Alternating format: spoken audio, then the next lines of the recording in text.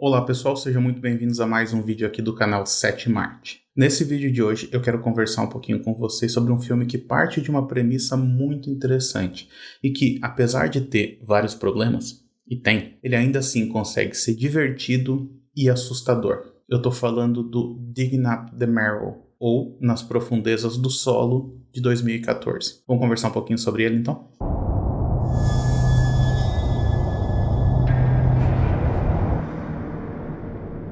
O Nas Profundezas do Solo é um filme escrito e dirigido pelo Adam Green.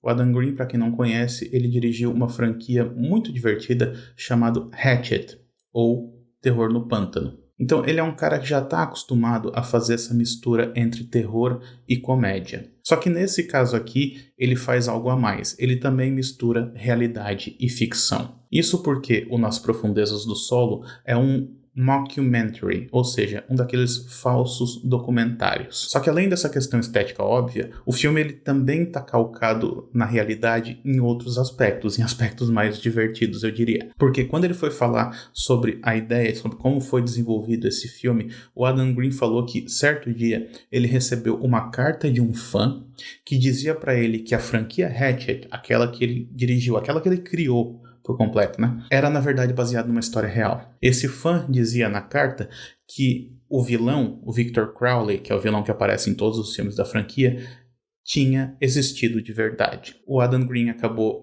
descartando essa carta, assim, não deu muita atenção para ela, mas ele ficou com essa ideia na cabeça de e se alguém achar que os monstros dos filmes existem de verdade? E isso foi a semente que acabou gerando depois o Nas Profundezas do Solo. Porque o filme conta a história do Adam Green, ou seja, ele interpreta a si mesmo. Então, no filme, ele é esse diretor razoavelmente conhecido dentro do meio do terror. E aí, certo dia, ele é procurado por um cara que diz que encontrou a entrada para o mundo dos monstros.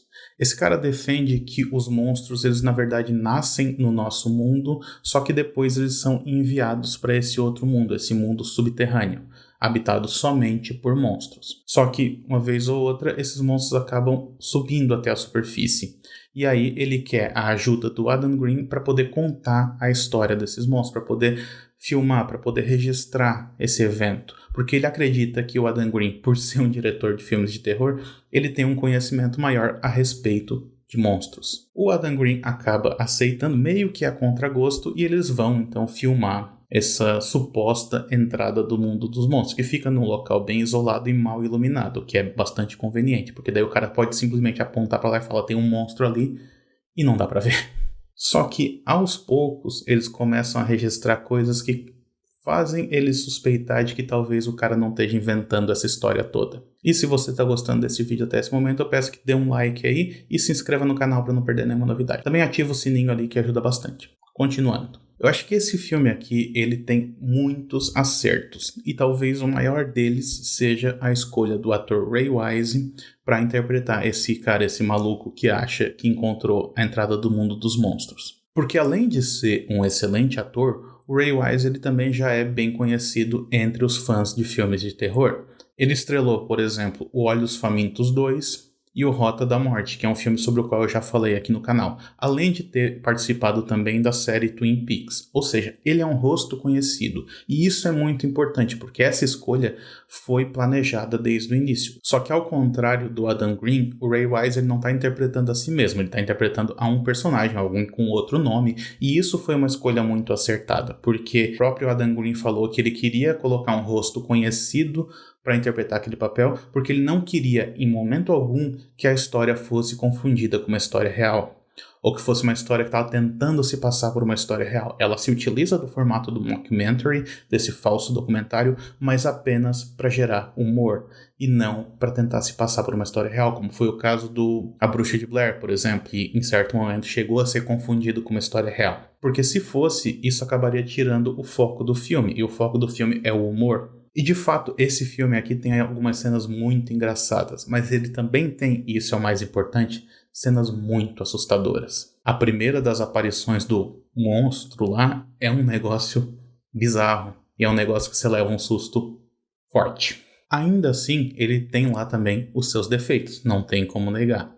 Tem algumas escolhas que o Adam Green faz ao longo da sua narrativa que soam um tanto óbvias. Por exemplo, tem uma cena que acontece na sala de edição do filme dele, em que ele está analisando a filmagem do dia anterior junto com o editor dele. Então uma das escolhas que ele faz, que é muito óbvia, é colocar os personagens de costas para o monitor, falando com a câmera enquanto a imagem está rolando no fundo. Ou seja, fica claro, ou pelo menos ficou claro para mim, que alguma coisa ia acontecer no fundo e eles não iriam ver. E é exatamente o que acontece. Apesar de que o que acontece, de fato, ainda assim é surpreendente. A própria estrutura do roteiro, ela soa um pouquinho batida, porque ela segue uma certa cartilha desses falsos documentários de terror, no qual o personagem começa reticente em relação àquela história, ele acaba acreditando e depois ele recebe uma informação que faz ele duvidar daquilo que ele tinha acreditado antes. É uma estrutura que já é um pouquinho manjada, então se você já viu alguns outros documentários de terror, falsos documentários de terror, você já fica esperando pelas mudanças que vão vir a acontecer e, de novo, acontece exatamente aquilo que você estava esperando. Um outro problema, ou pelo menos, não sei se necessariamente seria um problema, mas não deixa de ser uma oportunidade perdida,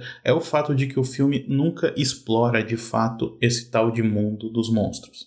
A única coisa que ele mostra pra gente é a entrada desse mundo. Ele nunca mostra pra gente o que tem lá dentro de fato. Então você fica curioso para conhecer mais sobre esse universo e o filme não entrega isso. Ao mesmo tempo, o filme em certos momentos parece investir em subtramas que meio que não levam a lugar nenhum. Por exemplo, uma subtrama envolvendo aquilo que habita o porão do personagem do Ray Wise. Só que tem uma curiosidade que é muito interessante, que é o fato de que esse filme, ele demorou 5 anos para ser produzido, para ser finalizado. E vendo o filme você meio que entende por quê. Porque a impressão que fica é que o Adam Green ele estava trabalhando nesse projeto nos intervalos de outros projetos que ele estava desenvolvendo. Ou seja, ele fazia isso nas horas vagas.